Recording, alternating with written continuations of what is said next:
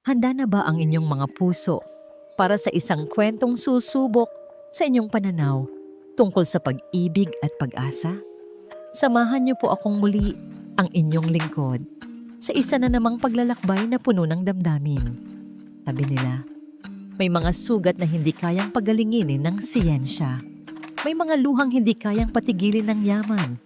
Paano kung ang lunas sa isang pusong wasak at sa dalawang munting anghel na walang tigil sa pag-iyak ay hindi matatagpuan sa karangyaan, kundi sa isang simpleng himig at sa dampi ng tunay na pagkalinga? Ang katahimikan sa Hacienda del Silencio ay isang kasinungalingan.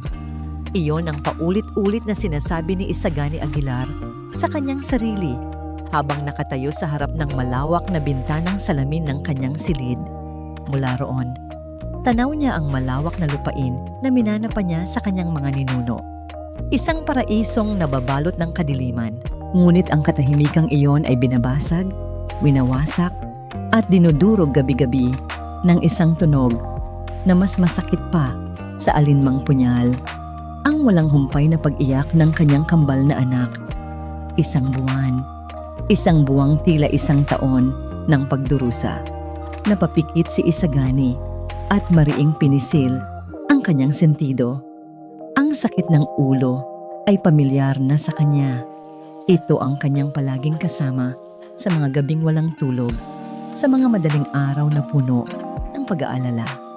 Mula nang pumanaw ang kanyang asawa, ang buong mundo niya ay gumuho. Ang tanging naiwan sa kanya ay sina Luz at Paz, ang dalawang munting anghel na dapat sana'y magiging simbolo ng kanilang pag-ibig. Ngunit ngayoy tila mga sugo ng kanyang kabiguan. Mula sa likuran, muling umalingaw-ngaw ang sabay na pag-iyak ng kambal. Matinis, malakas, at puno ng sakit na hindi niya maintindihan. Para bang may dinaramdam silang hindi kayang ipaliwanag ng pinakamagagaling na doktor sa bansa. Gani, isang malumanay na boses ang bumasag sa kanyang pag-iisip. Lumingon si Isagani at nakita si Dr. Amihan Reyes nakatayo sa may pintuan ng nursery. Nakasuot ito ng puting coat. Ang kanyang mukha ay nagpapakita ng profesional na pag-aalala. Si Amihan ang kanilang family doctor, isang matalik na kaibigan ng kanyang yumaong asawa, at ang taong sandalan niya mula pa noong magsimula ang bangungot na ito. Still the same, sagot ni Isagani. Ang boses ay pagod at halos paus na. Walang pagbabago, iyak lang sila ng iyak. Lumapit si Amihan at sinilip ang kambal sa kanilang magkahiwalay na kuna. Based on their vital signs, they are physically healthy. It could be a severe case of pediatric colic, maybe sensory overload. We just need to find the right formula. Formula? Amihan, nasubukan na natin ang lahat. Putol ni Isagani, hindi na napigilan ang pagtaas ng boses. Ang mga salitang medikal ay wala ng epekto sa kanya. Ang kailangan niya ay solusyon, hindi teorya. The best specialists, the most expensive milk, everything. Pero wala pa ring nangyayari. Nakita niya ang bahagyang pagbabago sa ekspresyon ni Amihan, isang kislap ng inis, na mabilis din nitong itinago sa likod ng isang buntong hininga. I'm doing my best, Gani. This is a very rare cause. Perhaps we need to increase the dosage of their prescribed sedatives. Hindi na nakasagot si Isagani. Ang isiping lulunurin sa gamot ang kanyang mga anak, para lang tumahimik ay nagpapasikip sa kanyang dibdib. Sa gitna ng kaguluhang iyon, isang katok sa pinto ang kanilang narinig. Pumasok si Manang Celia, ang mayordoma ng hasyenda, na may kasamang isang payat na dalaga. Nakatungo ito. Ang mga kamay ay magkahawak sa harap at ang suot na bestida ay simple ngunit malinis. Senyorito Isagani, pasensya na po sa abala. Magalang na sabi ni Manang Celia. Narito na po ang bagong tagapag-alaga na ipinadala ng ahensya. Siya po si Liwayway. Itinaas ng dalaga ang kanyang mukha. Sa unang tingin, wala itong pinagkaiba sa mga naunang kasambahay na sinubukan nilang kunin. Ngunit nang magtama ang kanilang mga mata, may nakita si Isagani Isang kakaibang kalmado, isang uri ng kalungkutan na tila nauunawaan ng bigat ng atmosfera sa loob ng bahay na yon. Ang pag-iyak ng kambal ay lalong lumakas, tila sinasalubong ang bagong dating. Dalhin mo siya sa kanyang silid manang. Bukas ko na siya kakausapin. Utos ni Isagani. Ibinaling muli ang tingin sa mga anak. Ngunit bago pa man sila makaalis, isang bagay na hindi inaasahan ang nangyari. Humakbang si Liwayway, isang maliit na hakbang pasulong. Senyorito, kung papayagan niyo po ako. Nanginginig ang boses nito, ngunit may determinasyon sa kanyang mga mata. Maari ko po bang subukang kargahin ang isa sa kanila? That's against protocol. Mabilis na sabad ni Amihan. Ang boses ay matigas. The babies are in a delicate state. We cannot risk further agitation. Ngunit hindi nakinig si Isagani kay Amihan. Nakatitig siya kay Liwayway sa paraan ng pagtingin nito sa kambal. Hindi dahil sa trabaho, kundi dahil sa awa. Isang dalisay na pagkaawa. Sa puntong yun, handa na siyang sumubok ng kahit ano. Hayaan mo siya, mahinang sabi ni Isagani kay Amihan, isang utos na hindi na pwedeng tutulan. Dahan-dahang lumapit si Liwayway sa kuna ni Luz, ang batang babae na pinakamalakas umiyak. Maingat niyang binuhat ang sanggol, isinandal sa kanyang dibdib, at nagsimulang ihili ito ng marahan. At pagkatapos, mula sa mga labi ng simpleng dalagang yon, isang himig ang nagsimulang umagos.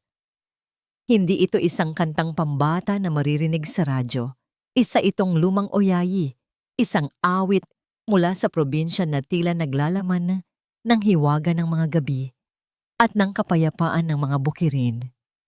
Ang kanyang boses ay hindi perpekto, ngunit puno ito ng isang bagay na matagal nang nawala sa hasyenda. Pagkalinga. At nangyari ang himala. Unti-unting humina ang pag-iyak ni Luz. Ang kanyang maliliit na kamao ay nagsimulang mag-relax. Ang kanyang humihikbing katawan ay dahan-dahang kumalma. Pagkalipas ng ilang sandali, napalitan ng mahimbing na paghinga ang kanyang mga hikbi. Tulog. Si Luz ay natutulog. Mabilis na kinuha ni Liwayway si Paz na nagsisimula ng huminahon at ginawa ang parehong bagay. Sa loob lamang ng ilang minuto, ang ingay na gumambala sa Hacienda del Silencio sa loob ng isang buwan ay tuluyan ng naglaho. Ang tanging naririnig na lamang ay ang pag-awit ni Liwayway na ngayon ay mas mahina na, tila isang bulong na lamang.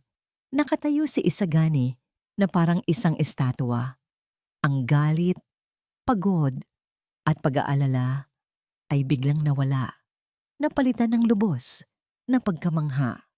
Si Manang Celia ay napanganga, habang si Amihan ay nakatitig kay Liwayway na may halong pagkairita at hindi makapaniwalang ekspresyon.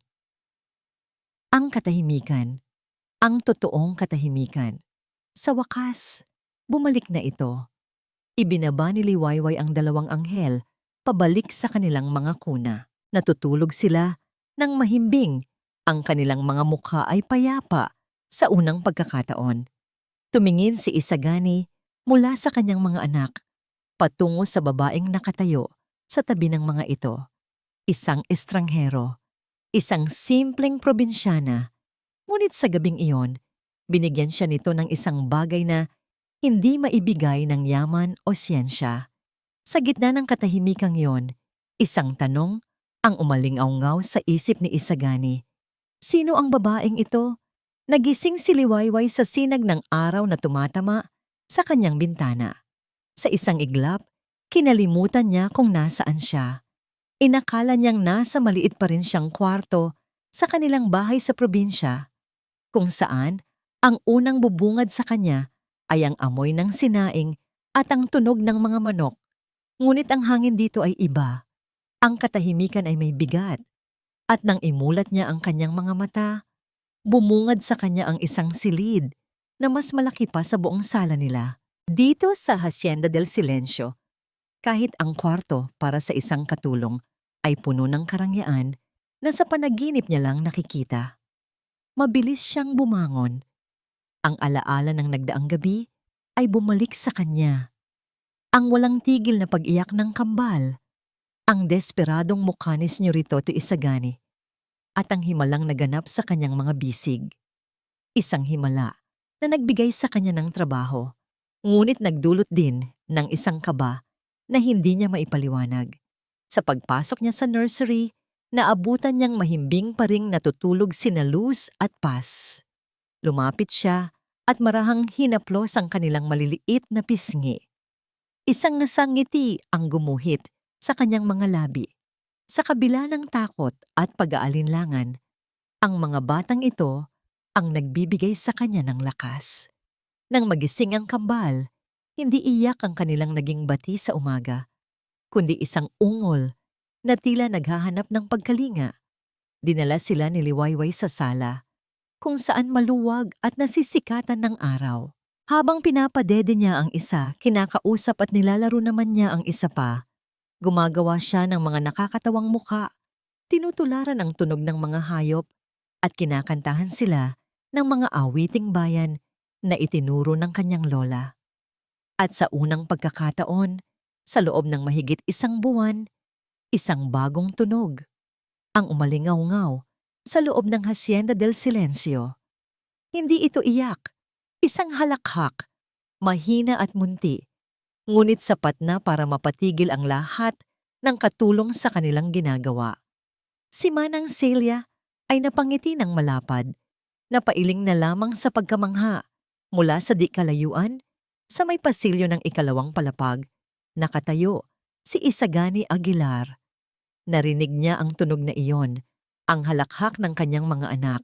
Isang tunog na inakala niyang hindi na niya maririnig kailanman.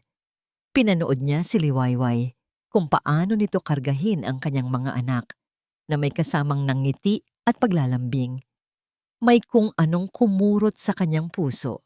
Ang pader ng yelo na binalot niya sa kanyang sarili ay tila nagsimulang magkaroon ng lamat. Isang maliit at bahagyang nangiti ang sumilay sa kanyang mga labi bago siya tahimik na tumalikod at umalis. Hindi napansin ni Liwayway ang pagmamasid ni Senyorito Isagani, ngunit naramdaman niya ang mga matang nakatitig sa kanya mula sa ibang direksyon. Mukhang magaling ka talaga sa mga bata, Liwayway, sabi ni Dr. Amihan Reyes na bigla na lang sumulpot sa kanyang likuran. Napatalon sa gulat si Liwayway. Ay, doktora, kayo po pala. Ngumiti si Amihan, isang nangiting hindi umabot sa kanyang mga mata. Tell me, what's your secret? Sa probinsya niyo ba, may mga espesyal ba kayong dasal o perhaps may mga halamang gamot kayong ginagamit para pakalmahin ang mga sanggol? Ang tanong ay simple, ngunit naramdaman ni Liwayway ang pahiwatig sa likod nito. Wala po, doktora. Kanta at pagheli lang po ang ginagawa ko. Iyon po ang natutunan ko sa aking ina. Ganoon ba? Lumuhod si Amihan para maging kapantay ng mga sanggol, ngunit ang tingin niya ay nanatiling nakapako kay Liwayway. You have to understand. Bilang doktor, I need to be sure. Napakadelikado ng kalagayan nila. We cannot risk giving them anything that is not scientifically proven. Baka may side effects. Naiintindihan ko po. Mahinang sagot ni Liwayway, yumuko at niyakap ng mahigpit si Paz. Wala po akong gagawing masama sa kanila. Mahalaga po sila sa akin. Tumayo si Amihan at tinapik siya sa balikat. Good. I'm just looking out for them. For Gani. Pagkasabi niyon, tinalikuran na siya nito. Naiwan si Liwayway na may bigat sa dibdib. Ang simpleng ligaya na naramdaman niya kanina ay nabahiran na ng pag-aalinlangan. Nang hapong iyon, habang natutulog ang kambal, tinulungan ni Liwayway si Manang Celia sa kusina. Huwag mo na lang masyadong isipin si Doktora Amihan, Hija, sabi ng matanda, na tila nabasa ang kanyang iniisip. Ganoon lang talaga iyon, masyadong protektibo kay Senyorito at sa kambal. Hindi naman po sa ganoon, Manang, sagot ni Liwayway. Natatakot lang po ako. Mahirap po ang kalagayan ko. Mahirap magtiwala sa mga mayayaman, Manang. Sa amin po sa probinsya, ang pamilya ko po ay dating may sariling lupa. Pero nakuha po sa amin sa isang lisyang paraan ng isang mayamang pamilya. Isang maling galaw lang, isang bintang na walang katotohanan. Kami pa rin pong mga mahihirap ang laging talo. Hinawakan ni Manang Silya ang kanyang kamay. Iba si Senyorito Isagani. Mabuti siyang tao, Liwayway. Nagdadalamhati lang. Ngumiti lang si Liwayway, ngunit sa loob niya, ang takot ay nanatili. Kinagabihan, bago umuwi, dumaan muna si Dr. Amihan sa nursery para sa kanyang final check-up. Maayos na natutulog ang kambal sa kanilang kuna. Si Liwayway ay nagpaalam na sandali para kumuha ng malinis na lampin sa kabilang silid. Iniwan ang kanyang maliit na bayong sa isang mesa sa gilid. Nang masigurong walang tao, lumapit si Amihan sa mesa. Mula sa bulsa ng kanyang coat, kumuha siya ng isang maliit na sobreng papel. Binuksan niya ito at maingat na nagbuhos ng kaunting pulbos na kulay berde sa mesa, malapit sa bayong ni Liwayway. Pagkatapos ay aksidente niyang iwinasiwas ang kanyang kamay na tila ba may itinataboy, dahilan para kumalat ang bakas ng pulbos sa strap ng bayong. Mabilis niyang pinunasan ng panyo ang karamihan sa pulbos, ngunit sinadya niyang mag-iwan ng manipis na bakas. Isang ebidensyang hindi mapapansin sa unang tingin, ngunit sapat na para magtanim ng duda. Isang malamig na ngiti ang gumuhit sa kanyang mga labi. Pagkatapos ay tumalikod siya at tahimik na lumabas ng silid. Ilang segundo bago bumalik si Liwayway. Sa mga sumunod na araw, isang hindi pamilyar na damdamin ang unti-unting nanahan sa puso ni Isagani Aguilar. Kapayapaan. Ang nakakabinging pag-iyak na dating bumabalot sa hasyenda ay napalitan ng mga halakhak at mahinang pag-ungol ng kanyang kambal. Ang dating malamig at walang buhay na mga pasilyo ay tila nagkaroon ng init bawat umaga. Sa halip na sakit ng ulo, ang bumubungad sa kanya ay ang payapang tanawin ni na Luz at Paz na masayang naglalaro sa mga bisig ni Liwayway. Napanood niya kung paano gumaling ang kanyang mga anak. Nagkaroon sila ng kulay sa kanilang mga pisngi, bumigat ang kanilang timbang, at higit sa lahat, ang kanilang mga mata ay nagkaroon ng kislap ng buhay. Ang lahat ng ito ay dahil sa babaeng yon. Isang gabi, habang papalabas si Isagani mula sa kanyang opisina sa loob ng bahay, natigilan siya. Nakita niya si Liwayway sa sala. Karga-karga ang natutulog ng si Paz habang marahang tinatapik sa likod si Luz na nasa kuna. Pagod ang mababakas sa mukha nito, ngunit ang ngiti sa kanyang mga labi ay hindi nawawala. Pumasok siya sa silid at nag-abot ng isang sobre. Liwayway, nagulat ang dalaga. Senyorito, this is for you, sabi ni Isagani. A bonus. It's more than your monthly salary. You deserve it. Tiningnan ni Liwayway ang makapal na sobre. Pagkatapos ay umiling ito ng marahan. Naku, senyorito, sobra-sobra na po ito. Ang sahod ko po ay sapat na. I insist. You saved my children. You saved me. Muling tumanggi si Liwayway, ngunit sa pagkakataong ito, may sinabi siyang nagpatago sa puso ni Isagani. Kung gusto niyo po talaga akong tulungan, senyorito, siguro po, itabi niyo na lang po iyan para sa kambal. Pambili po ng mga bitamina o damit nila paglaki. Ang makita po silang malusog at masaya, iyon na po ang pinakamalaking bonus para sa akin. Natigilan si Isagani. Sa mundo niya, lahat ng bagay ay may katumbas na presyo. Ngunit ang sinseridad sa mga mata ng dalaga ay hindi mabibili ng kahit anong halaga. Sa unang pagkakataon, nakita niya si Liwayway hindi bilang isang katulong, kundi bilang isang taong may busilak na puso. Tell me, Liwayway, naupo siya sa silyang katapat nito. Ano ang mga pangarap mo sa buhay? Yumuko si Liwayway tila nahihiya sa tanong. Simple lang po, senyorito. Makapag-ipon para mapagamot ang nanay ko sa probinsya. At sana Mabawi po namin yung kapirasong lupa na para talaga sa amin. Iyon lang po. Masaya na ako. Walang bahid ng ambisyon, walang pagkagahaman. Isang simpleng pangarap mula sa isang simpleng babae. At sa hindi maipaliwanag na dahilan, ang pagiging simple nito ang lalong nagpahanga sa kanya. Nagpatuloy ang kanilang kwentuhan. Hindi na malaya ni Isagani ang paglipas ng oras. Naging komportable siya sa presensya nito. Isang bagay na hindi niya naramdaman kanino man mula nang mawala ang kanyang asawa. Maya-maya, bahagyang gumalaw si Paz sa pagkakatulog nito at muntik nang mahulog ang kumot na nakabalot dito. Sabay silang kumilos. Sabay na iniabot ni Isagani at Liwayway ang kanilang mga kamay upang ayusin ang kumot. At sa ilalim ng malamlam na ilaw ng nursery, ang kanilang mga kamay ay nagdampi. Isang munting kuryente ang gumapang sa buong katawan ni Isagani. Ang init ng balat ni Liwayway ay tila may dalang kakaibang pakiramdam. Mabilis nitong binawi ang kanyang kamay, ngunit hindi ang kanyang mga mata. Nagtama ang kanilang paningin. Sa mga matang yon, nakita ni Isagani ang pagkagulat, ang hiya, at isang kislap na hindi niya pa nakikita dati. Ang kanyang puso, na matagal nang natutulog, ay biglang tumibok ng malakas.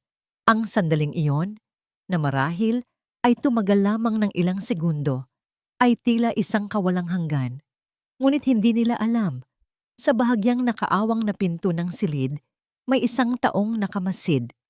Nakita ni Dr. Amihan Reyes ang lahat, ang pag-uusap, ang pagtawa, ang pagdampi ng kanilang mga kamay. Nakita niya ang paraan ng pagtingin ni Isagani kay Liwayway. Isang tingin na dati ay para lamang sa asawa nito.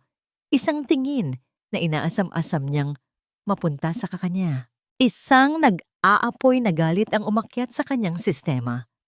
Ang panibugho ay kumalat na parang lason sa kanyang mga ugat.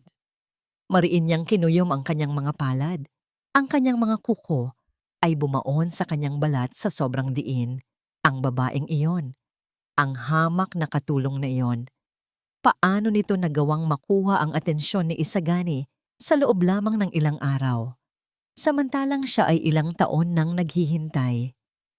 Tahimik siyang umatras, nagtago sa dilim ng pasilyo. Ang kanyang mukha ay nababalot ng isang mapanganib na determinasyon. Ang laro ay kailangan ng tapusin. Pumasok siya sa isang bakanteng silid, kinuha ang kanyang telepono at nag-dial ng isang numero. Isang ring lang, sinagot na ito.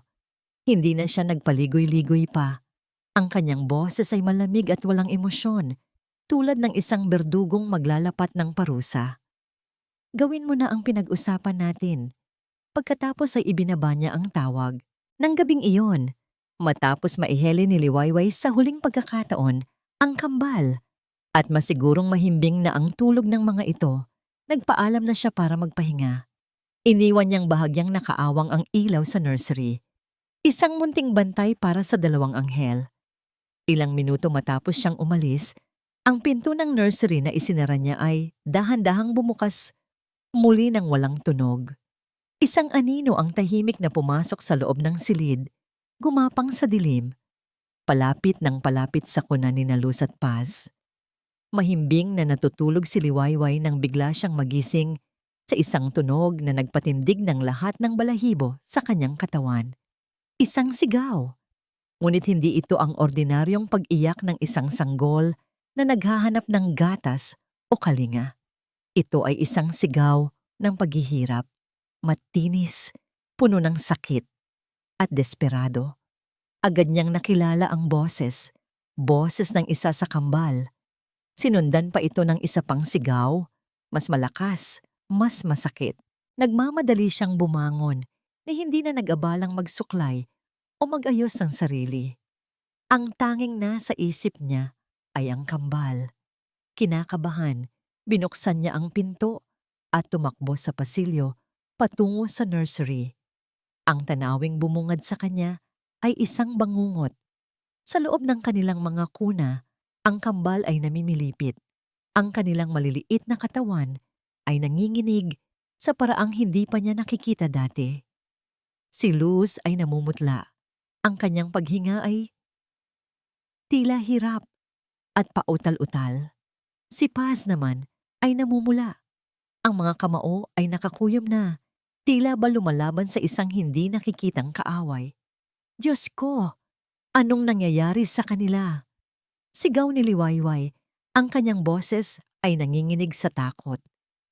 Mabilis siyang lumapit para buhatin ang isa sa kanila, ngunit sa pagpasok ni Manang Celia at ng dalawa pang kasambahay, ang eksena ay naging mas magulo.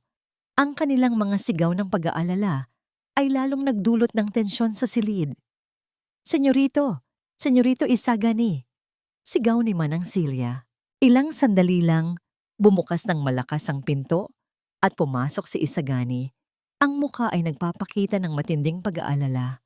Sa likod niya, tila ba inaasahan na ang mangyayari ay si Dr. Amihan Reyes, kalmado at daladala na ang kanyang medical bag. Everybody calm down! Utos ni Amihan. Ang kanyang boses ay puno ng awtoridad, habang mabilis na lumalapit sa kambal. Give them space! Itinulak niya ng bahagya si Liwayway palayo sa kuna para siya ang makalapit. Agad niyang kinuha ang kanyang stethoscope at sinuri ang dibdib ng mga bata. Pinakinggan niya ang kanilang paghinga. Sinuri ang kanilang mga mata gamit ang isang maliit na flashlight. Amihan, do something! Anong nangyayari sa kanila? Halos magmakaawang tanong ni Isagani. Ang kanyang boses ay basag. Tumingin si Amihan sa kanya. Ang kanyang mukha ay seryoso. Their heart rates are dangerously high. They're having mild convulsions. Gani. These symptoms, it's not natural. Anong ibig mong sabihin? Tanong ni Isagani.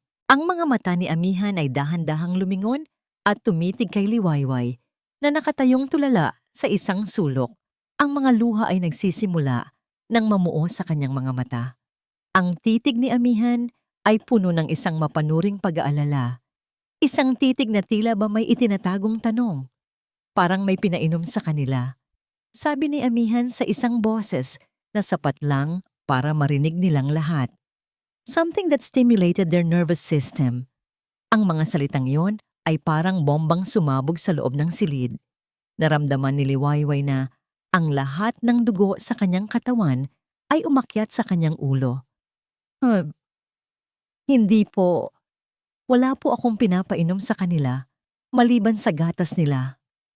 Sino ang huling kasama ng mga bata bago sila natulog? Tanong ni Amihan, hindi inaalis ang tingin kay Liwayway. Si Liwayway po. Nanginginig na sagot ng isang katurong. Sa gitna ng kaguluhan, isang kasambahay na nagngangalang Cora, ang siyang inutusan ni Amihan, ay nagsimulang mag-ayos ng mga gamit sa gilid para bigyan ng espasyo ang doktora. Sa kanyang pagmamadali, sinadya niyang masagi ang bayong ni Liwayway na nakapatong sa isang maliit na mesa. Bumagsak ang bayong sa sahig. At mula sa loob nito, gumulong palabas ang isang maliit na supot na yari sa tela na nagkalat ng kaunting pulbos na kulay berde sa sahig. Natigilan ang lahat. Mabilis na pinulot ni Cora ang supot. Itinaas niya ito na parang isang ebidensya sa isang paglilitis. Ang kanyang mga mata ay nanlalaki sa pagkukunwaring gulat. Senyorito! Sigaw niya. Ang kanyang boses ay umalingaw-ngaw sa nakakabinging katahimikan. Nakita ko po ito sa gamit ni Liwayway. Ipinakita niya ang supot. Ang lahat ng ingay ay biglang naglaho. Ang pag-iyak, ang mga bulong, ang pag-aalala. Lahat ay napalitan ng isang mabigat na katahimikan. Ang mga mata ng lahat, ni Manang Celia, ng ibang kasambahay, ni Dr. Amihan, at higit sa lahat, ni Senyorito Isagani, ay nakatuon na ngayon kay Liwayway. Ang kanyang mundo ay gumuho sa isang iglap. Ang mga tingin na yon ay mas masakit pa sa 10 sampal, 1,000 akusasyon. Ang supot na yon, ang berdeng pulbos, ang mga salita ni Cora. Ang lahat ay tila umikot ng pagkabagal-bagal sa paningin ni Isagani Aguilar. Ang kanyang isip ay isang magulong larangan ng digmaan. Sa isang banda, ang ebidensya ay nasa harap niya, isang pisikal na bagay na tila nag-uugnay sa lahat ng nangyayari. Sa kabilang banda, ang kanyang puso ay sumisigaw na imposible itong mangyari. Si Liwayway, ang babaeng nagdala ng himig at kapayapaan sa kanyang tahanan? Ang babaeng may mga matang puno ng sinseridad?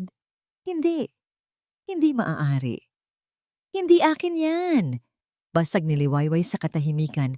Ang boses niya ay nanginginig ngunit puno ng desperasyon. Tumingin siya ng diretso kay Isagani. Ang kanyang mga mata ay nagmamakaawa. Senyorito, maniwala po kayo sa akin. Hindi ko po alam kung paano napunta dyan yan. Papatayin ko po muna ang sarili ko bago ko saktan ang mga anak ninyo.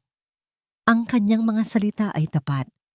Naramdaman ni Isagani ang katotohanan sa bawat pantig. Ngunit nang lumingon siya at makita ang kanyang mga anak na nanginginig pa rin sa kanilang kuna, ang takot ay muling gumapang at pumulupot sa kanyang puso. Sinasakal ang anumang pag-aalinlangan. Gani, malumanay na sabi ni Amihan. Lumapit ito sa kanya at hinawakan siya sa braso. Ang kanyang paghawak ay tila nagbibigay ng suporta, ngunit sa katotohanan, ito ay isang kadenang humihila sa kanya palayo sa katotohanan. I know this is hard to accept. Ayoko rin sanang maniwala. Kinuha niya ang supot mula kay Cora at maingat na inamoy ito. It's a common herbal stimulant used in some provinces. In small doses, it keeps you awake. But for infants, it's poison. Pagkatapos ay kumuha siya ng isang maliit na medical kit mula sa kanyang bag. Mula roon, kumuha siya ng sample mula sa bibig ng isa sa kambal gamit ang cotton swab. Naglagay siya ng ilang patak ng kemikal sa sample. Halos kaagad, ang likido ay nagbago ng kulay. Naging maruming berde, kapareho ng kulay ng pulbos. It's a quick field test for alkaloids found in the herb, paliwanag ni Amihan. Ang kanyang boses ay puno ng malungkot na awtoridad. It's positive. I wish I were wrong, Gani, but the science doesn't lie. Ang resulta ng test ang huling pako sa kabaong ng pagtitiwala ni Isagani. Ang konkretong ebidensya, ang paliwanag na siyentipiko. Ang lahat ay nakaturo sa isang direksyon, sa isang tao. Hinarap niya si Liwayway. Ang kanyang mukha ay isang maskara ng galit at pagkasiphayo. Bakit, Liwayway? Bakit mo ginawa ito? I gave you my trust. Pinagkatiwalaan ka ng buong bahay na ito. Hindi ko po alam, senyorito. Wala po akong kasalanan. Humagulgol si Liwayway. Napaluhod na ito sa sahig. Ang kanyang pagtanggi ay malakas, ngunit sa tainga ni Isagani na nababalot na ng takot at ng mga salita ni Amihan, ito ay tila mga walang lamang dahilan. Si Amihan ay yumuko at sinubukang itayo si Liwayway, kumanap bilang isang tagapamayapa. Liwayway, umamin ka na lang. Maybe you made a mistake. Baka akala mo makakatulong ito sa kanila. Just tell us the truth. Ang katotohanan po ay wala akong ginagawang masama. Sigaw ni Liwayway. Itinulak ang kamay ni Amihan. Ang pagod, puyat at matinding pag-aalala para sa kanyang mga anak ay umabot na sa sukdulan. Wala nang puwang para sa pag-iisip si Isagani. Ang kailangan niya ay aksyon. Ang kailangan niya ay iligtas ang kanyang mga anak mula sa panganib. Manang Celia, sabi ni Isagani. Ang kanyang boses ay malamig at walang emosyon. Tumawag ka ng pulis. Ang mga salitang yon ay parang isang hatol ng kamatayan. Natigilan si Manang Celia. Natigilan ang lahat ng kasambahay. Ngunit higit sa lahat, natigilan si Liwayway. Ang kanyang pag-iyak ay biglang huminto. Dahan-dahan siyang tumingala kay Isagani. Ang kanyang mukha ay basang-basa ng luha. Ngunit ang kanyang mga mata ay hindi na nagmamakaawa. Napalitan ito ng isang bagay na mas malalim. Isang hindi makapaniwalang sakit, isang matinding pagkadurog ng puso. Hindi na siya nagsalita pa. Hindi na siya nagpumiglas nang dumating ang mga pulis. Tahimik lang siyang tumayo habang ipinuposas ang kanyang mga kamay sa kanyang likuran. Habang dinadala siya palabas, dumaan siya sa harap ni Isagani. Sa huling pagkakataon, nagtama ang kanilang mga mata. Sa mga mata ni Liwayway, nakita ni Isagani ang lahat ng pagtitiwala na ibinigay nito sa kanya, na ngayon ay durog na durog na. Nakita niya ang lahat ng kabutihan na ipinakita nito, na ngayon ay sinuklian ng isang malupit na bintang. At bago siya tuluyang ilabas sa pinto, nagsalita si Liwayway sa huling pagkakataon. Ang kanyang boses ay hindi na nanginginig. Ito ay kalmado, ngunit may bigat na tila isang sumpa. Wala akong kasalanan. Darating ang araw, pagsisisihan mo ito. Senyorito Isagani. Ang mga salitang iyon ay tumatak sa isip ni Isagani. Napanood niya siyang mawala sa dilim ng gabi. Dinala palayo ng patrol car. Nang magsara ang pinto, ang katahimikan ay bumalik sa hasyenda. Ngunit hindi ito ang kapayapaan na dala ni Liwayway. Ito ay isang katahimikan na malamig, mabigat, at puno ng akusasyon. Doon, habang karga-karga ang kanyang umiiyak pa ring mga anak, naramdaman ni Isagani ang unang tusok ng pagdududa. Isang maliit na tinik sa kanyang puso na nagsasabing, paano kung nagkamali ka? 2 araw, 48 oras na tila walang katapusan. Iyon ang haba ng pananatili ng kambal sa pribadong ospital na pag-aari ng pamilya ni Dr. Amihan Reyes. Ngunit sa kabila ng lahat ng modernong kagamitan at ng walang tigil na pagbabantay, walang nagbago. Sina Luz at Paz ay nanatiling mahina, matamlay, at paminsan-minsan ay muling dinadapuan ng panginginig. Ang pag-alis ni Liwayway sa hasyenda ay hindi nagdulot ng lunas. Nakatayo si Isagani sa labas ng glass window ng nursery, pinagmamasdan ang kanyang 2 anak na natutulog sa loob ng incubator. Isang hukbo ng mga tubo at wire ang nakakabit sa kanilang maliliit na katawan. Ang tanawin ay isang punyal na humihiwa sa kanyang puso. Inakala niyang sa pagdakip kay Liwayway, matatapos na ang panganib, ngunit mali siya. Ang anino na bumabalot sa kanyang mga anak ay naroon pa rin, at mas madilim pa kaysa dati. Sa kanyang isipan, paulit-ulit na umaling-awngaw ang mga huling salita ni Liwayway. Darating ang araw, pagsisisihan mo ito, Senyorito Isagani. Ang mga salitang iyon ay hindi na isang sumpa. Ito ay naging isang tanong. Isang tanong na unti-unting kumakain sa kanyang katinuan. They are stable for now, sabi ni Amihan na sumulpot sa kanyang tabi. Inabot sa kanya ang isang tasa ng kape. The toxins are still in their system, but we are flushing it out. It will take time. Hindi sumagot si Isagani. Tumatango lang siya, ngunit ang kanyang isip ay nasa ibang lugar. Paano kung hindi lason ang problema? Paano kung ang problema ay mas malalim pa? Umuwi siya sa hasyenda nang gabing iyon na may bigat sa dibdib. Ang bahay ay mas tahimik kaysa dati. Ang katahimikan ngayon ay hindi na kapayapaan. Ito ay kalungkutan. Walang oyayi, walang halakhak, walang Liwayway. Sa halip na pumasok sa kanyang silid, natagpuan niya ang kanyang sarili na nakatayo sa harap ng isang pinto na halos 1 taon na niyang hindi binubuksan. Ang silid ng kanyang yumaong asawa, si Elena. Dahan-dahan niyang pinihit ang seradura. Pumasok siya sa loob. Ang lahat ay nasa ayos pa rin. Eksakto sa kung paano ito iniwan ni Elena. Ang amoy ng kanyang pabango ay nananatili pa rin sa hangin. Isang multo ng masasayang alaala. Hinaplos niya ang ibabaw ng tokador, ang mga paboritong libro nito sa estante. Isang matinding pangungulila ang bumalot sa kanya. Sa lugar na ito, naramdaman niya ang matinding pangangailangan para sa isang gabay, para sa isang kasagutan na hindi niya mahanap. Naupo siya sa paboritong silya nito sa tabi ng bintana. Mula roon, Tanaw ang hardin ng mga puting rosas na pinakamamahal ni Elna. Doon, sa maliit na mesang katabi ng silya, nakita niya ito. Isang kwadernong nababalutan ng katad. Ang talaarawan ni Elena. Nanginginig ang mga kamay na kinuha niya ito. Sa simula, ang kanyang binabasa ay puno ng saya at pag-ibig.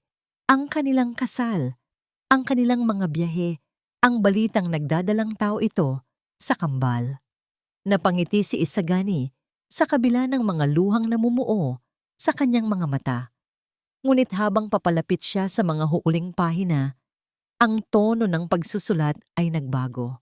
Napalitan ito ng pag-aalala, ng pagkalito, ng unti-unting panghihina. Binasa niya ang tungkol sa mga pagkahilo nito, ang biglaang panghihina ng katawan na hindi maipaliwanag ng mga doktor. At pagkatapos, narating niya ang huling isinulat na pahina. Ang petsa ay 2 araw bago ito tuluyang isinugod sa ospital. Ang sulat kamay ni Elena ay nanginginig. Tila ba hirap na hirap itong isulat ang bawat salita. Amihan gave me new vitamins again. It's a special herb, she said. Galing pa daw sa plantasyon ng pamilya nila. It's supposed to make me stronger for the twins. But after taking it, I feel weaker, not stronger. Para akong laging pagod, laging inaantok. Pero hindi ako makatulog ng mahimbing. May kakaiba, may mali. Huminto sa paghinga si Isagani. Ang mga salita ay tumagos sa kanyang puso na parang isang piraso ng yelo. Amihan, mga bitamina, isang espesyal na herb, isang takot na hindi pa niya naramdaman kailanman ang nagsimulang gumapang sa kanyang sistema.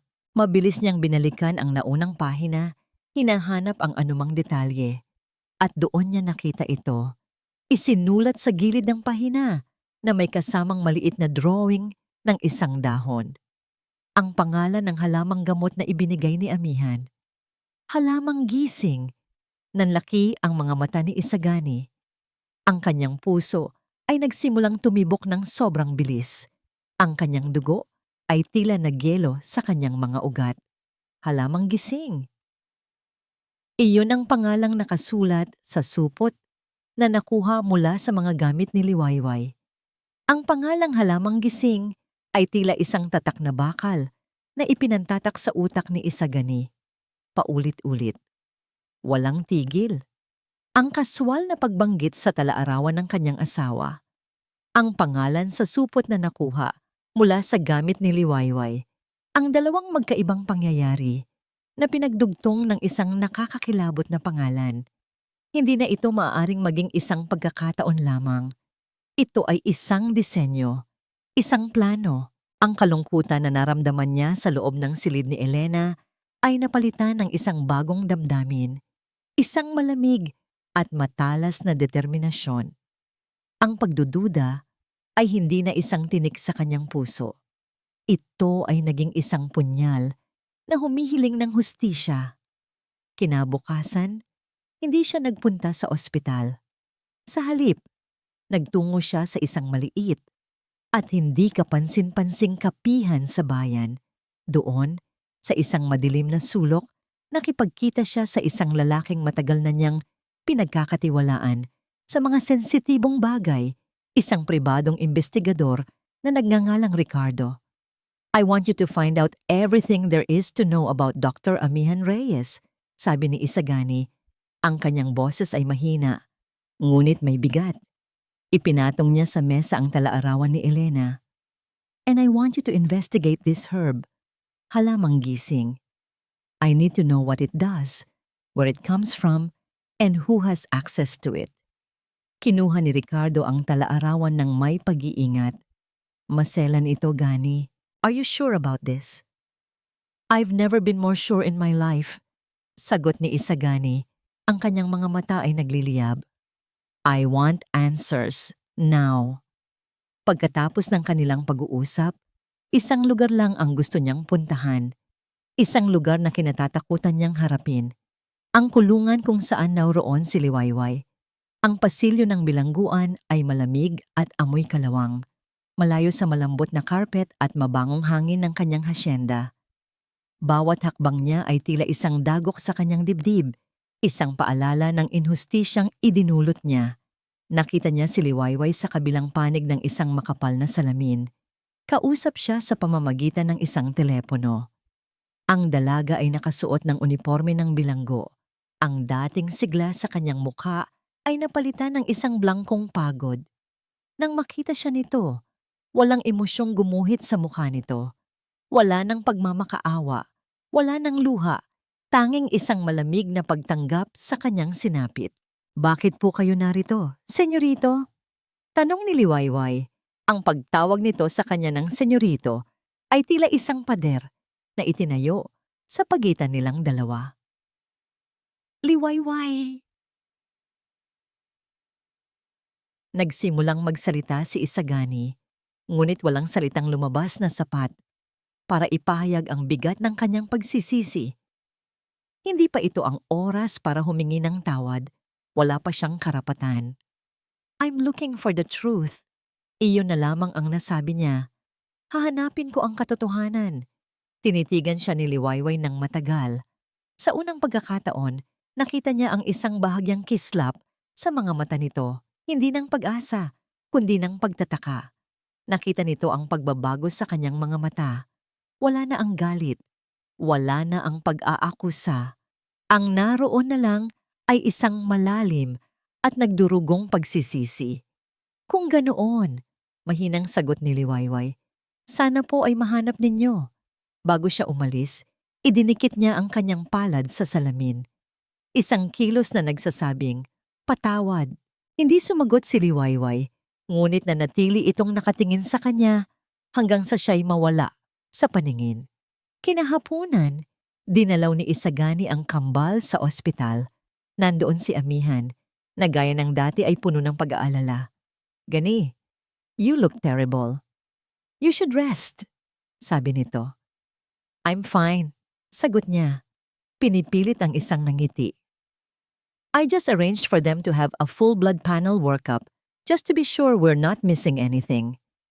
"That's a good idea." Sa ngayon ni Amihan, walang kamalay-malay. "I'll process it with our lab right away." "No need. I already have a team from St. Luke's coming over to get the samples. I want a second opinion from a neutral hospital." Ang kanyang mga salita ay kaswal, ngunit ito ay isang maingat na kalkuladong galaw. Nakita niya ang bahagyang pagbabago sa ekspresyon ni Amihan, isang kislap ng pagkabahala, ngunit mabilis din itong napalitan ng isang profesional na ngiti. "Of course, whatever you think is best for them." Nang gabing iyon, habang nakaupo siya sa kanyang opisina at hinihintay ang mga resulta, tumunog ang kanyang telepono. Si Ricardo. "Boss, may nalaman ako tungkol sa pamilya ni Dr. Reyes," sabi ng imbestigador sa kabilang linya. "May-ari sila ng isang malawak na plantasyon ng mga halamang gamot sa Batangas at isa sa mga pangunahing produkto nila ay isang specialty herb na ibinebenta nila sa mga piling kliyente." "Anong pangalan ng herb?" tanong ni Isagani, kahit alam na niya ang sagot. Ang tawag nila dito ay halamang gising. Pagkababa niya ng telepono, ang kanyang buong katawan ay nanlamig. Ang lahat ng piraso ng palaisipan ay naglalapatan na. Ang motibo, ang paraan, ang kasangkapan. Kasabay noon, isang notifikasyon ang lumabas sa screen ng kanyang telepono. Isang email mula sa laboratorio ng St. Luke's. Ang subject, "Urgent. Lab results for Aguilar twins." Nanginginig ang mga kamay na binuksan niya ito. Tinitigan niya ang mga technical na salita. Hanggang sa mahanap niya ang buod sa pinakababa. Toxicology report. Summary. Traces of a rare neuroinhibitor herb found. Matches the profile of binitawan ni Isagani ang kanyang telepono. Bumagsak ito sa mamahaling karpet ng walang tunog. Ang katotohanan ay hindi na isang hinala. Ito ay isang bangungot na nakasulat sa itim at puti. Nakatayo si Dr. Amihan Reyes sa harap ng kanyang salamin, Isang ngiti ng tagumpay, ang perpektong nakaguhit sa kanyang mga labi. Pinagmasdan niya ang kanyang refleksyon. Isang babaeng matalino, makapangyarihan, at higit sa lahat, malapit nang makuha ang lahat ng kanyang pinaghirapan. Sa wakas, malinis na ang landas. Ang hamak na katulong na si Liwayway ay nabubulok na sa kulungan, isang nararapat na kabayaran sa kanyang pangangahas. Ang kambal ay nasa ilalim ng kanyang pangangalaga, ang tanging susi para manatili si Isagani na nakatali sa kanya. At si Isagani, nakikita na niya ang kanyang sarili bilang ang bagong Senyora Aguilar, ang magiging ilaw ng Hacienda del Silencio, ang siyang pupuno sa puwang na iniwan ni Elena. Si Elena. Kahit sa alaala, isa pa rin itong istorbo. Ngunit kahit ang multo nito ay malapit ng maglaho. Nang tumunog ang kanyang telepono at bumungad ang pangalan ni Isagani sa screen, isang matamis na kilig ang gumapang sa kanyang sistema. Ito na ang simula. Gani, sagot niya. Ang kanyang boses ay puno ng malambing na pag-aalala. Napatawag ka? How are you holding up? Amihan, sabi ng boses sa kabilang linya. Pagod, ngunit kalmado. I need to see you. Can you come to the hacienda? May gusto akong pag-usapan tungkol sa plano kong paglipat sa kambal. I need your advice. Napangiti si Amihan. Ang paghingi nito ng payo sa kanya ay musika sa kanyang pandinig. Ito ay patunay na siya ang kailangan nito. Siya lang at wala ng iba. Of course, Gani. I'm on my way. Pagkababa ng tawag, muli siyang humarap sa salamin. Inayos niya ang kanyang buhok, naglagay ng kaunting kolorete. Perpekto.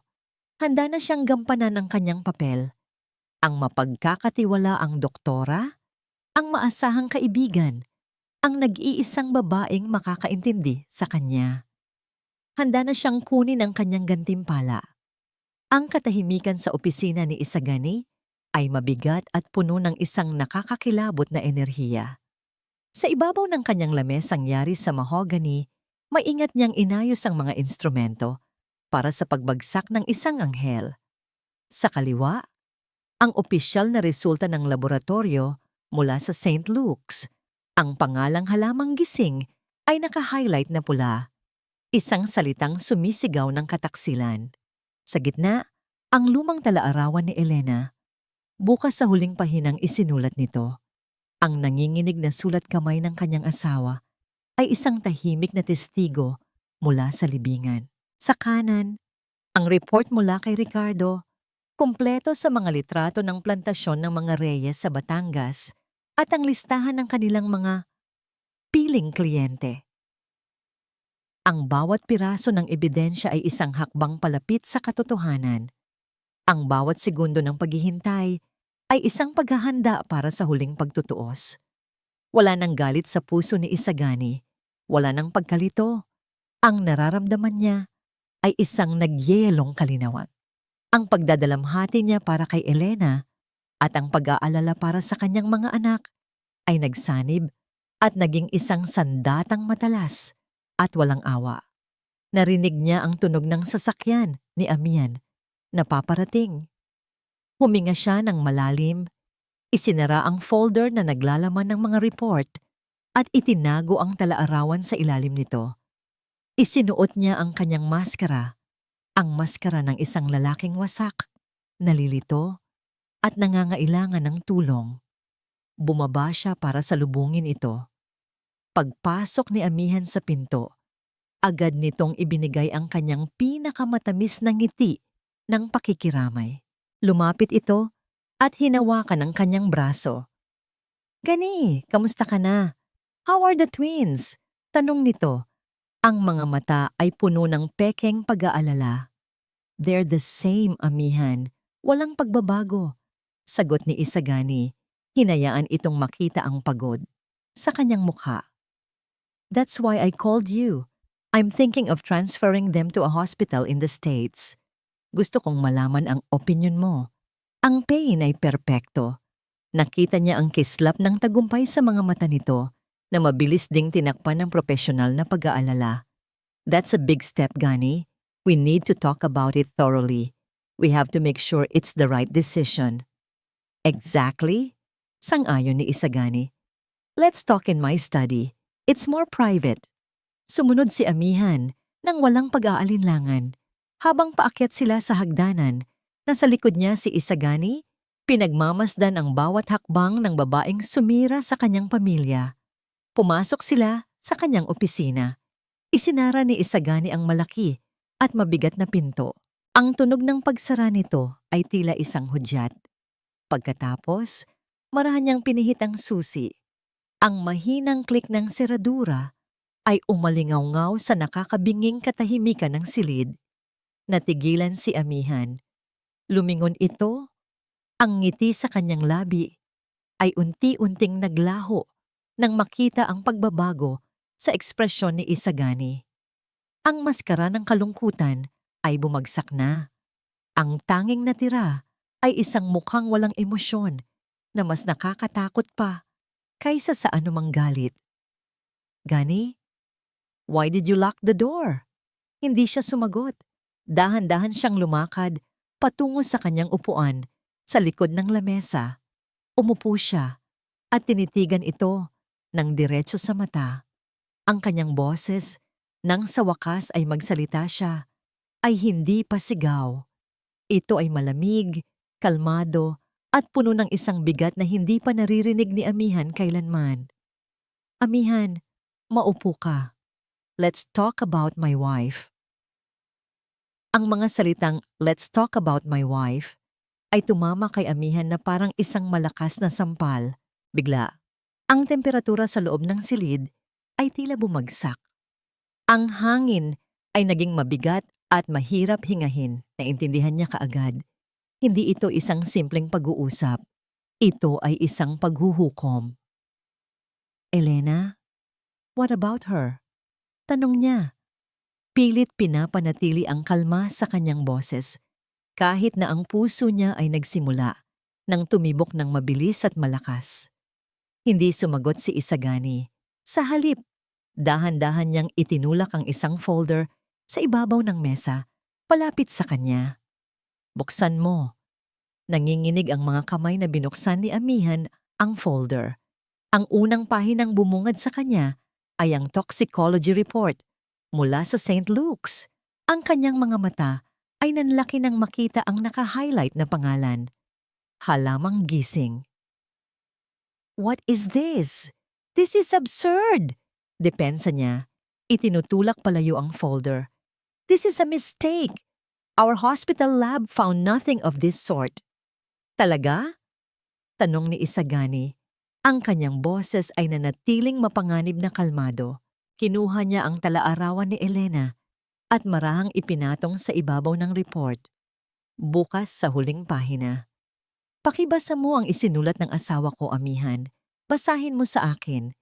Hindi makagalaw si Amihan. Nakatitig lang siya sa pamilyar na sulat kamay ni Elena. Ang mga salitang isinulat nito ay tila mga multong bumabangon mula sa nakaraan para siya'y usigin. I don't know what you're talking about. Giit niya, ang kanyang boses ay nagsisimula ng manginig. Vitamins lang ang binigay ko sa kanya para sa kalusugan niya. Huwag ka nang magsinungaling. Sa unang pagkakataon, tumaas ang boses ni Isagani. Idinampot niya ang isang maliit na voice recorder mula sa kanyang drawer at pinindot ito. Isang pamilyar na boses ang umalingaw-ngaw sa silid.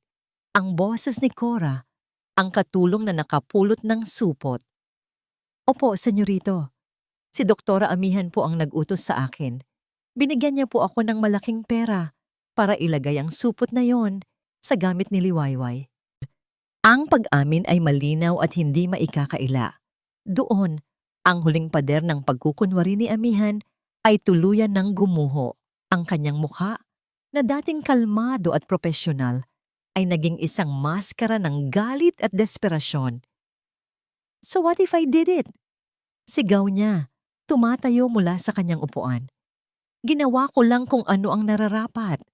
Sinubukan niyang gamitin ang kanyang huling sandata, ang pagmamanipula. Gani, ginawa ko ang lahat ng ito dahil mahal kita. Hindi mo ba nakikita? I've been by your side through everything. Si Elena, she was weak. Hindi kanya kayang alagaan. At ang babaeng iyon, ang isang hamak na probinsyana, anong alam niya sa pag-ibig? Anong alam niya sa'yo? Pag-ibig? Tumawa si Isagani, isang tawang walang bahid ng saya, puno ng pagkasuklam. You call this love? Nilason mo ang asawa ko. Dahan-dahan mo siyang pinahina. At pagkatapos, ginamit mo ang sarili kong mga anak. Ang mga inosenteng sanggol. Ginamit mo sila para lang hindi ako mawala sa'yo. Oo, ako nga. Ang kanyang pagsigaw ay naging isang baliw na pag-amin. Ang kanyang mga mata ay nanlilisik. Ang kanyang buhok ay bahagyang nagulo. Ang imahe ng perpektong doktora ay naglaho na. Pinalitan ng isang halimaw. Ginawa ko ang lahat para mapasaakin ka. That pathetic woman didn't deserve you. Hindi kanya karapat-dapat. At ang mga batang yon, they were my only way to keep you. Ang tanging paraan para maipakita ko sa'yo na ako ang kailangan mo. Lumapit siya sa mesa. Ang kanyang mga kamay ay nanginginig sa tindi ng emosyon. Ako ang nararapat para sa'yo, Gani. Ako lang. Habang isinisigaw niya ang mga salitang iyon, ang pinto sa likod niya na nag-uugnay sa katabing silid ay bumukas. Mula roon, lumabas ang dalawang pulis. Kasama si Ricardo na may hawak na kamera. Natigilan si Amihan. Napatingin siya sa mga pulis, pagkatapos ay kay Isagani. Sa mga mata nito, nakita niya ang katapusan. Wala nang takas. Wala nang pagkukunwari. You planned all this, bulong niya. Hindi makapaniwala. I planned to find the truth, malamig na sagot ni Isagani. Ikaw ang nagplano ng lahat ng kasamaang ito. Lumapit ang mga pulis. Hinawakan nila ang kanyang mga braso. Nagsimula siyang magpumiglas, magwala, na parang isang mailap na hayop na nasukol. Hindi! Bitiwan niyo ako! Gani! Gani please! Mahal kita! Don't do this to me! Hindi na siya pinakinggan ni Isagani. Tumalikod siya habang ipinuposas ang mga kamay nito. Ang mga sigaw at pagmamakaawa ni Amihan ay umalingaw-ngaw sa buong silid. Ngunit para kay Isagani, ito ay ingay na lamang na walang kahulugan. Habang inilalabas si Amihan mula sa silid, patuloy itong sumisigaw. Ang kanyang mga huling salita ay puno ng lason at kabaliwan. Hindi pa tayo tapos, Isagani. Hindi pa. Nang sa wakas ay maisara na ang pinto, isang nakakabinging katahimikan ang muling bumalot sa opisina. Si Isagani ay naiwang nakatayo, nanginginig ang buong katawan. Naramdaman niya ang pagod, ang galit, ang sakit. Ngunit sa ilalim ng lahat ng iyon, naramdaman din niya ang isang bagay na matagal na niyang hindi nararamdaman. Isang uri ng kalayaan. Natapos na ang bangungot. Ngunit alam niya, ang pinakamahirap na bahagi ay ngayon palang magsisimula. Ang harapin, ang babaeng sinira niya dahil sa kanyang pagkakamali. Ang sikat ng araw ay may ibang pakiramdam sa labas ng rehas. Mas mainit. Mas totoo. Iyon ang unang naisip ni Liwayway nang humakbang siya palabas ng pinto ng presinto, isang babaeng malaya. Inabot sa kanya ang kanyang mga lumang damit at ang maliit na bayong na naging dahilan ng kanyang pagkakakulong. Niyakap niya ito ng mahigpit, isang paalala ng bangungot na sa wakas ay natapos na. Huminga siya ng malalim. Pinupuno ang kanyang baga ng hangin ng kalayaan. Ngunit ang kalayaan ay may kasamang pait. Habang naglalakad siya palayo, naramdaman niya ang mga mata ng mga tao, narinig niya ang kanilang mga bulungan. Ang balita tungkol sa pag-aresto kay Dr. Amihan Reyes at ang paglaya niya ay nasa lahat ng dyaryo. Inilabas ng pamilya Aguilar ang isang formal na public apology. Nililinis ang kanyang pangalan at inaako ang lahat ng pagkakamali. Ngunit ang papel ay papel lamang. Ang mga salita ay mga salita lamang. Hindi nito kayang burahin ang alaala ng malamig na selda, ang pakiramdam ng pagiging pinagtaksilan, ang sakit ng pagtingin sa mga mata ni Senyorito Isagani na puno ng akusasyon. Tumuloy siya sa isang maliit na paupahan sa bayan, isang lugar na malayo sa karangyaan ng hasyenda. Dito, sinubukan niyang muling buuin ang kanyang sarili. Ngunit bawat gabi, sa kanyang pagtulog, bumabalik ang tunog ng humahagulgol na kambal at ang pag-click ng posas sa kanyang mga pulso. Isang hapon, habang nagwawalis siya sa harap ng kanyang munting silid, isang pamilyar na itim na sasakyan ang huminto sa tapat. Mula roon, bumaba si Isagani Aguilar.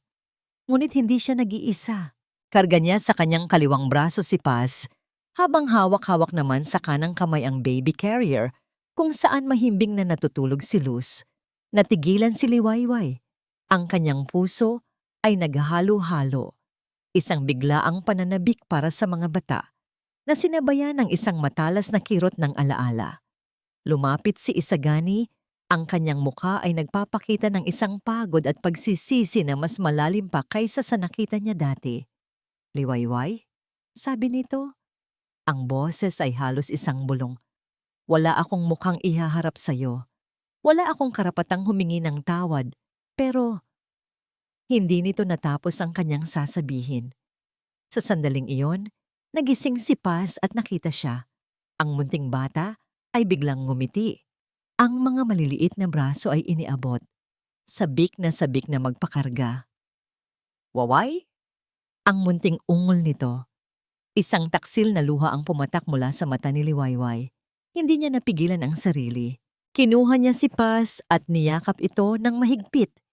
Nilalanghap ang pamilyar na amoy ng sanggol na kanyang inalagaan. Ako ang may kasalanan ng lahat. Pagpapatuloy ni Isagani, ang kanyang boses ay basag. Nabulag ako ng takot. Nagpadala ako sa mga kasinungalingan. Pinakinggan ko ang lahat. Maliban sa sarili kong puso. Liwayway, patawarin mo ako. Itinaas ni Liwayway ang kanyang tingin mula kay Paz at tinitigan si Isagani. Ang galit na dati niyang naramdaman ay wala na. Ang natira na lamang ay isang malawak at malalim na kalungkutan. Pinatawad na kita, Senyorito. Mahinang sabi niya, at sa bawat salita ay may kasamang bigat. Noong araw pa na nalaman kong ligtas ang kambal at nalaman ang katotohanan. Pero huminto siya, huminga ng malalim para labanan ang isa pang pag-agos ng luha. Pero hindi ko alam kung paano pa magtiwala. Sinira niyo po hindi lang ang pangalan ko. Sinira niyo po yung paniniwala ko na posibleng maging mabuti ang isang taong tulad ninyo. Ang sakit po dito, itinuro niya ang kanyang dibdib. Hindi po nabubura ng kahit anong paghingi ng tawad. Walang naisagot si Isagani. Tumango na lamang siya, tinatanggap ang bawat salita na parang isang nararapat na parusa. Hindi na siya nagpumilit pa. Ibinigay niya ang isang bayong na puno ng prutas at mga bitamina at tahimik na umalis. Ngunit kinabukasan, bumalik siya. Hindi para manggulo, kundi para lang iabot ang isang supot ng mainit na pandesal. Nang sumunod na araw, isang bag ng mga laruan para sa mga pamangkin mo sa probinsya. Sabi niya, araw-araw siyang dumarating. Hindi siya nagtatanong kung babalik pa ba siya. Hindi siya nagsasabi ng mga matatamis na salita. Nagpapakita lang siya. Isang tahimik na presensya na nagsasabing, hindi ako aalis.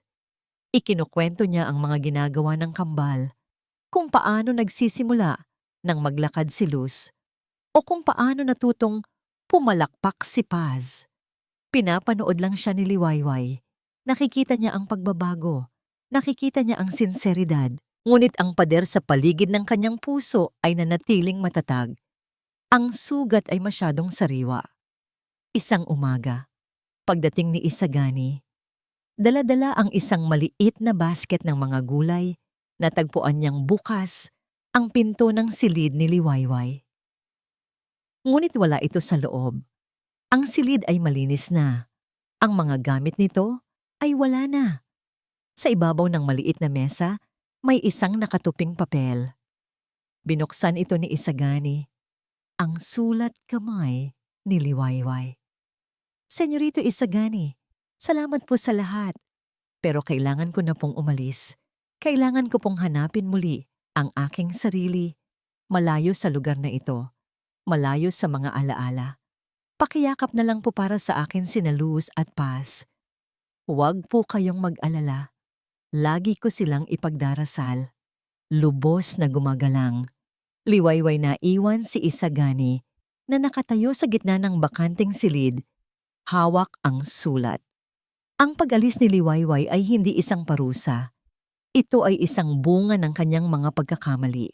At sa sandaling iyon, naintindihan niya na ang tunay na pagbabayad sala ay hindi sa pamamagitan ng pagpilit, kundi sa pamamagitan ng pagtanggap at pagpapaubaya. 6 na buwan. 6 na buwan ng mga araw na puno ng pagbabago para kay Isagani Aguilar. Ang Hacienda del Silencio ay hindi na isang tahanan ng katahimikan. Napuno ito ng mga bagong tunog, ang maliliit na yabag ng kambal na natututo ng maglakad, ang kanilang mga halakhak habang naghahabulan sa malawak na pasilyo, at ang pagtawag nila ng papa sa tuwing makikita siya. Tinupad ni Isagani ang isang tahimik na pangako sa kanyang sarili. Ibinuhos niya ang lahat ng kanyang oras at atensyon sa kanyang mga anak. Siya na mismo ang nagpapakain sa kanila, nagpapatulog, at nagbabasa ng mga kwento bago matulog. Natutunan niyang maging isang ama sa tunay na kahulugan nito. Ang negosyo ay naging pangalawa na lamang. Ang kanyang mundo ay umikot na lamang kina Luz at Paz.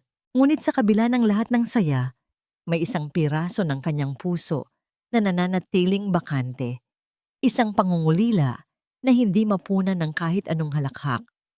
Sa mga gabing tahimik, kapag natutulog na ang kambal, madalas siyang nakatayo sa balkonahe, nakatingin sa mga bituin sa probinsya ng Tala, at iniisip kung nasaan na kaya si Liwayway. Hindi siya tumigil sa paghahanap. Ang kanyang investigador, si Ricardo, ay patuloy na nagbibigay ng mga update, ngunit tila ba si Liwayway ay naglaho na parang bula. Isang araw, kinailangan niyang magtungo sa isang malayong probinsya sa timog para sa isang mahalagang business deal. Matapos ang pagpupulong, habang pabalik na sa airport, napadaan ang kanyang sasakyan sa isang maliit at lumang gusali. May nakasulat sa isang kupas na karatula, Bahay Kalinga ni Santa Teresita, Orphanage. Isang hindi maipaliwanag na puwersa ang nagudyok sa kanya na huminto. Bumaba siya ng sasakyan at sinabihan ang kanyang driver na maghintay. Pumasok siya sa loob ng bakuran. Ang lugar ay simple lang. May mga bata ng iba't ibang edad na naglalaro sa isang damuhang hindi pantay ang gupit. May mga tawa, may mga sigaw ng kasiyahan. Isang lugar na puno ng buhay sa kabila ng kakulangan. At pagkatapos, narinig niya ito. Isang himig, isang pamilyar na oyayi. Ang parehong kanta na bumasag sa katahimikan ng kanyang hasyenda 6 na buwan na ang nakalipas. Ang parehong tinig na nagpatulog sa kanyang mga anak at gumising sa kanyang puso. Dahan-dahan siyang naglakad, sumusunod sa pinanggagalingan ng tunog. Dinala siya nito sa likod bahay sa ilalim ng isang malaking puno ng mangga. At doon, nakita niya si Liwayway. Nakaupo ito sa isang kahoy na upuan. Karga-karga ang isang maliit na sanggol na umiiyak. Nakapalibot sa kanya ang ilan pang maliliit na bata. Tahimik na nakikinig sa kanyang pag-awit. Ang kanyang buhok ay nakatali lang ng simple. Ang kanyang suot ay isang payak na duster. Ngunit ang kanyang mukha ay nagliliwanag. May isang kapayapaan sa kanyang mga mata. Isang kasiyahan na hindi niya nakita kahit kailan nung nasa hasyenda pa ito. Nang matapos ang kanta at makatulog na ang sanggol sa kanyang mga bisig, doon lang siya napansin ng mga bata. Isang bata ang kumalabit sa kanya. "Ate Liway, may tao po." Tumingala si Liwayway. Ang kanilang mga mata ay muling nagtama. Ang oras ay tila huminto. Ang ingay ng mga bata ay naglaho. Sa mga mata ni Liwayway, nakita ni Isagani ang pagkagulat. Ngunit wala na ang sakit. Wala na ang pader. Tumayo si Liwayway matapos maingat na maibigay ang natutulog na sanggol sa isang mas matandang tagapag-alaga. Dahan-dahan siyang lumapit kay Isagani. "Senyorito, anong ginagawa niyo po rito?" Tanong niya. Ang kanyang boses ay mahina. "Hindi na senyorito, Liwayway," sagot ni Isagani. Isang maliit na ngiti ang sumilay sa kanyang labi. "Just Gani." Hindi sila nag-usap tungkol sa nakaraan. Hindi na kailangan. Sa halip, ikinuwento ni Isagani ang tungkol sa kambal. Kung paano na sila kalaki. Kung paano nila hinahanap-hanap ang kanyang mga kanta tuwing gabi. Ikinuwento naman ni Liwayway kung paano niya nahanap ang lugar na ito at kung paano niya natagpuan ang isang bagong layunin sa pag-aalaga sa mga batang ulila. Sa kanilang pag-uusap, nakita ni Isagani ang babaeng mas minahal pa niya. Isang Liwayway na mas matatag, mas panatag, at mas buo. Natagpuan nito ang kanyang sarili, hindi sa pamamagitan ng paglimot sa nakaraan, kundi sa pamamagitan ng pagyakap sa kanyang tunay na bokasyon, ang magbigay ng pagmamahal. Nang dumating na ang oras para umalis si Isagani, ang bigat sa kanyang dibdib ay napalitan ng isang magaan na pakiramdam. Ang paghahanap ay tapos na. "Babalik ka pa ba?" Tanong ni Liwayway. Isang simpleng tanong na naglalaman ng 1,000 kahulugan. Hindi siya sinagot ni Isagani ng isang pangako o isang pakiusap. Tinitigan niya lang ito ng diretso sa mga mata. Ang kanyang puso ay puno ng paggalang at isang pag-ibig na natutong maghintay. "Nandito lang ako, Liwayway," sabi niya. "Hihintayin kita, gaano man katagal." Pagkasabi niyon, tumalikod na siya at nagsimulang maglakad palayo. Hindi na siya lumingon pa. Alam niyang ang desisyon ay hindi na sa kanya.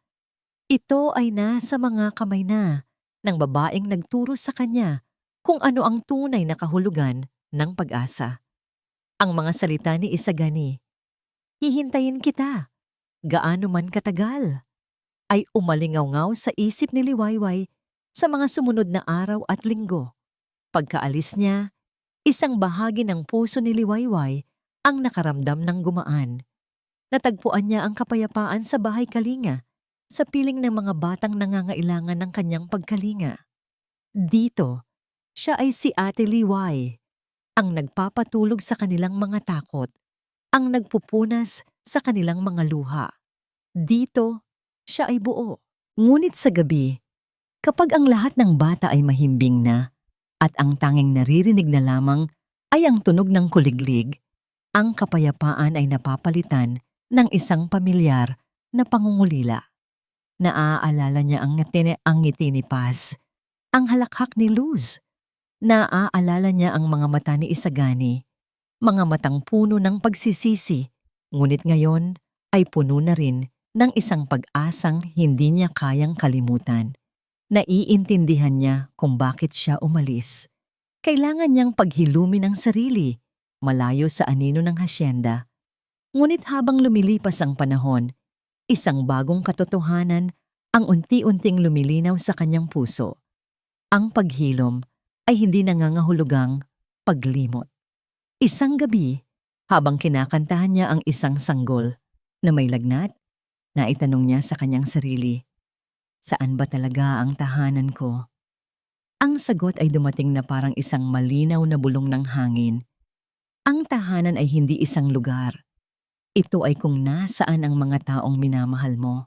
Ang pagmamahal niya para kina Luz at Paz, at ang umuusbong na pagmamahal niya para sa nagbagong si Isagani, ay mas malakas na pala kaysa sa sakit ng nakaraan. Ang takot ay naroon pa rin, ngunit ang pag-ibig ay mas matapang. Kinabukasan, nagpaalam siya sa mga madre at sa mga bata sa bahay kalinga na may pangakong lagi siyang babalik para dumalaw. May daladala siyang isang maliit na bag, ngunit ang kanyang puso ay puno ng isang malaking desisyon. Ang malaking tarangkahan ng Hacienda del Silencio ay bumukas. Nakatayo si Isagani sa may pinto ng mansyon, karga-karga ang kambal na abala sa paglalaro. Ilang buwan na siyang naghihintay, ngunit hindi siya nawalan ng pag-asa. Bawat araw, umaasa siyang ito na ang araw, at sa wakas, dumating na nga. Mula sa tarangkahan, isang pamilyar na figura ang dahan-dahang naglalakad palapit, si Liwayway. "Mama Way!" Sabay na sigaw ng kambal. Ang kanilang maliliit na boses ay puno ng pananabik. Nagpumigla sila sa pagkarga ng kanilang ama. Ang kanilang mga braso ay nakaabot sa babaeng papalapit. Bumaba si Isagani at ibinaba ang kambal. Ang dalawa ay tumakbo ng mabilis. Ang kanilang mga unang hakbang ay pasuray-suray pa, patungo kay Liwayway. Yumuko si Liwayway at sinalubong sila ng isang mahigpit na yakap. Ang kanyang mga luha ay malayang pumatak. Ngunit sa pagkakataong ito ay mga luha ng kagalakan. Tumayo si Isagani at pinanood ang eksena. Ang kanyang pamilya. Sa wakas, buo na sila. Nang gabing iyon, sa hardin ng mga puting rosas ni Elena, sa ilalim ng libu-libong mga bituin, dinala ni Isagani si Liwayway. Walang magarbong singsing na nakahanda. Walang nakaluhod na proposal. Tanging dalawang pusong nag-uusap. "Liwayway," sabi niya, hinawakan ang mga kamay nito. "Hindi ko na maibabalik ang nakaraan. Habang buhay kong dadalhin ang pagsisisi sa sakit na naidulot ko sa'yo. Pero maaari kong ipangako ang aking kinabukasan, ang kinabukasan namin ng kambal." Tumingin siya ng diretso sa mga mata nito. "Hindi ako naghahanap ng yaya para sa mga anak ko, at hindi rin ako naghahanap ng kapalit para sa asawa ko. Ang hinahanap ko ay ikaw. Gusto kong bumuo ng isang bagong pamilya, isang bagong simula, kasama ka. Liwayway di makulangan. Payagan mo sana akong mahalin ka at alagaan, kasama sina Luz at Paz, habang buhay." Sa pagkakataong ito, ang mga luha ni Liwayway ay sinamahan na ng isang matamis na ngiti. Oo, Gani. Oo. Ang kanilang kasal ay simple lamang, idinaos mismo sa hardin ng hacienda. Ang mga bisita ay hindi mga sikat na politiko o mayayamang negosyante. Ang mga naroon ay si Manang Celia at ang mga tapat na kasambahay, si Ricardo, na naging kaibigan na niya, at isang bus na puno ng mga masasayang bata mula sa bahay kalinga, na nagsilbing kanilang mga abay. Sa harap ng lahat, ipinangako nila ang kanilang pag-ibig sa isa't isa. Makalipas ang ilang buwan, sa isang malamig na umaga, magkakasama ang apat sa balkonahe ng kanilang silid. Pinapanood nila ang dahan-dahang pagsikat ng araw sa malayong kabundukan. Karga ni Isagani si Paz, habang yakap naman ni Liwayway si Luz. Ang hangin ay sariwa, at ang katahimikan ay hindi na katahimikan ng kalungkutan. Ito ay katahimikan ng kapayapaan. Ang Hacienda del Silencio ay tuluyan ng nabura, pinalitan ng isang tahanang puno ng pagmamahal. Hinalikan ni Isagani ang buhok ni Liwayway at ibinulong, "Alam mo, ang pangalan ng mga anak natin ay Luz at Paz. Liwanag at kapayapaan. Matagal kong inakalang iyon ang kailangan ko, pero mali pala ako." Tumingin siya sa mga mata ng kanyang asawa. Ang kanyang puso ay umaapaw sa pasasalamat at pag-ibig. "Ang kailangan ko pala ay bukang Liwayway," sabi niya. "Ikaw ang liwayway ng buhay ko." Ngumiti si Liwayway, isinandal ang kanyang ulo sa balikat ni Isagani habang sabay nilang pinanood ang pagdating ng isang bagong simula. At dito po nagtatapos ang kwento ni Naliwayway at Isagani. Isang kwentong nagpapaalala sa atin na ang tunay na pag-ibig ay hindi nasusukat sa yaman o estado sa buhay. Ito ay matatagpuan sa pusong handang magpatawad, sa kaluluwang handang magtiwala muli, at sa pananampalatayang kayang makita ang liwanag kahit sa pinakamadilim na gabi. Ang paghilom ay posible at ang bawat isa sa atin ay may karapatan sa isang bagong bukang liwayway. Maraming salamat po sa inyong walang sawang pagsubaybay sa ating kwento. Sana po ay napulutan ninyo ito ng aral at inspirasyon. Ano po ang masasabi ninyo sa naging kapalaran ni Naliwayway at Isagani? At anong klaseng kwento naman po ang gusto ninyong marinig sa susunod? I-comment nyo lang po sa ibaba at lagi po kaming nakikinig sa inyo. Hindi dito nagtatapos ang ating paglalakbay. Marami pa pong kwentong kasing ganda at mas puno ng aral dito sa aming channel. Kung nagustuhan nyo ang kwentong ito, i-like, i-share sa pamilya at mga kaibigan at mag-subscribe na rin para lagi kayong updated sa mga susunod pa naming kwento. I-click nyo ang notification bell para kayo ang unang makarinig kapag may bago kaming upload. Pagpalain po kayo ng Panginoon, kayo at ang inyong buong pamilya. Hanggang sa muli. Kwentong Pag-ibig PH.